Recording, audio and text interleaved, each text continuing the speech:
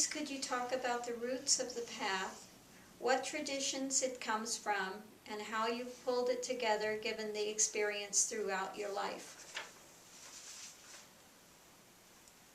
Well, any path comes out of the experiences of the one that puts together the path, like Buddha. Buddha's experiences was he wanted to reform Brahmanism, okay? Wanted to cut out all the ritual and all of the other stuff. And so he took his experiences, what came through the movement of consciousness, and put together a path for that day and age. The same thing here.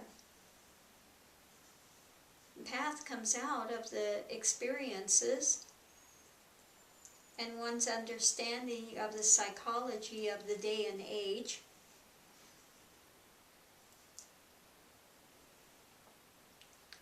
And so when one gets to realization, one understands that psychology and builds a path that will work to effectively cut through the psychology of this day and age and the conditionings, etc.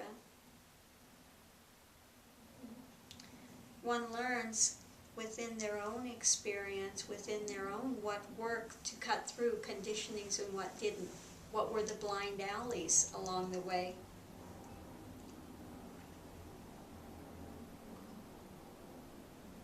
Here it came out of many traditions.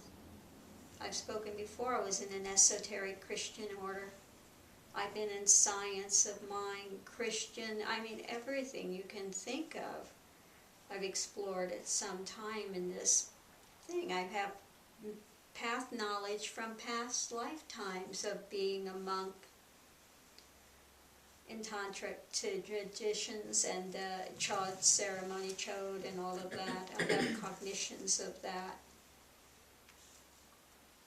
One of my teachers was a tantric master.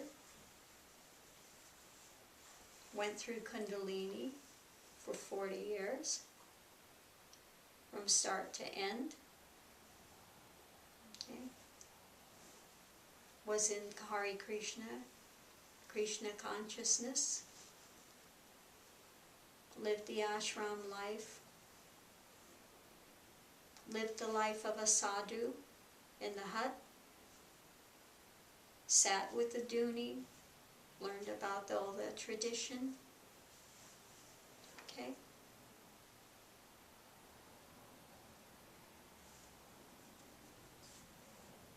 Was one of the first people initiated into the Kali Chakra initiations in the States.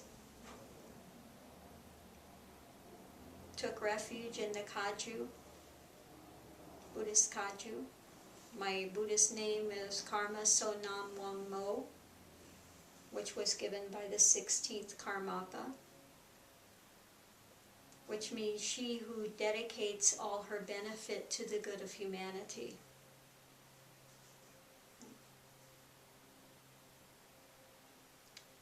So my background is through many traditions, Christian, Buddhist, Hindu.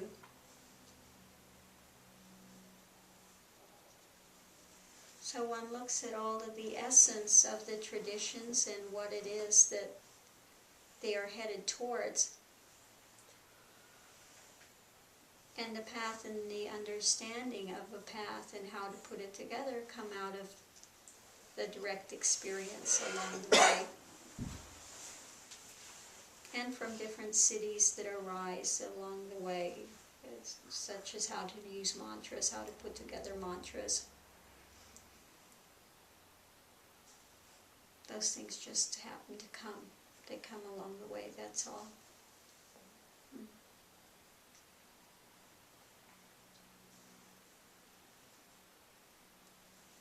So that's how this tradition came about, the Vajra Nirvana Marg,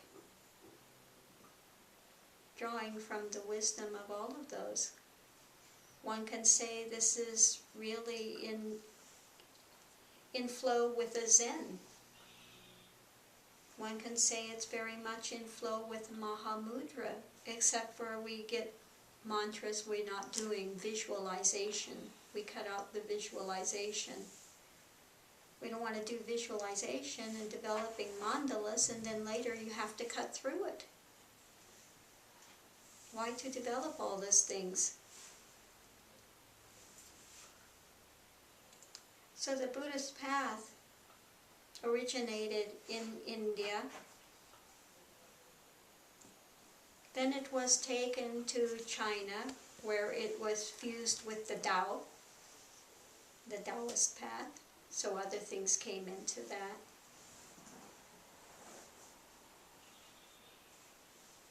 It went to Tibet and was fused with Bon traditions, which was more of a, the Bon traditions are more of a shamanic type thing. So that's why in the Tibetan Buddhism you have a lot more of shamanic type things that are brought in as well. Okay. So I want to bring it back to more of that original type of Buddhism, the original type of sitting with things, doing the mantra, cutting through the conditioned mind, cutting through the ritual, cutting through the external play.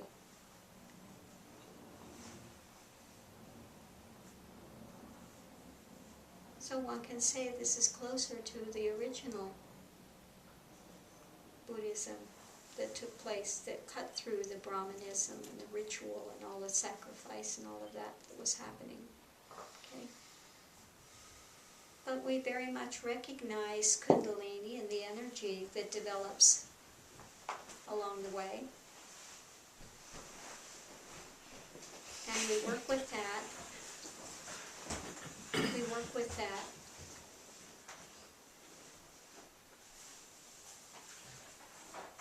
From the beginning of the path here. Whereas some of these other traditions, they develop it much later in the journey, the Kundalini awakenings and stuff. But here we work with it from the beginning. So that's the difference. That's the difference with things here.